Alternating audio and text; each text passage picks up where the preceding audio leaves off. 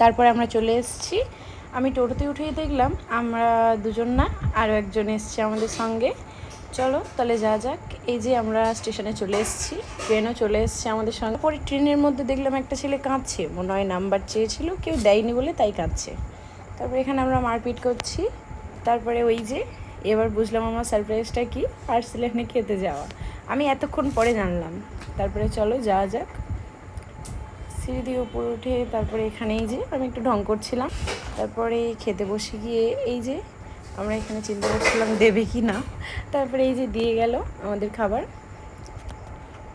আর আমি তো মটন খাই না, তাই আমার বড় আমাকে দেখিয়ে দেখিয়ে খাচ্ছিল যে দেখো মটন খাচ্ছে। তারপরে এই যে আমাদের হাঁদারাম, এ ভাবছে আমি খাবো কি খাবো না, খাবো কি খাবো না। তারপরে খেয়ে বললো দারুণ।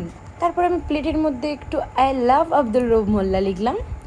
তারপরে এই যে সবার খাওয়া অলমোস্ট কমপ্লিট। তারপরে এই যে বিল দেখে তো মাথায় হাত। তারপরে বিল টিল দিয়ে আমরা বেরিয়ে পড়লাম বাড়ি যাওয়ার উদ্দেশ্যে। না, আমরা যাচ্ছি নেক্সট ডেস্টিনেশনে। চলো যাওয়া যাক, বাই বাই।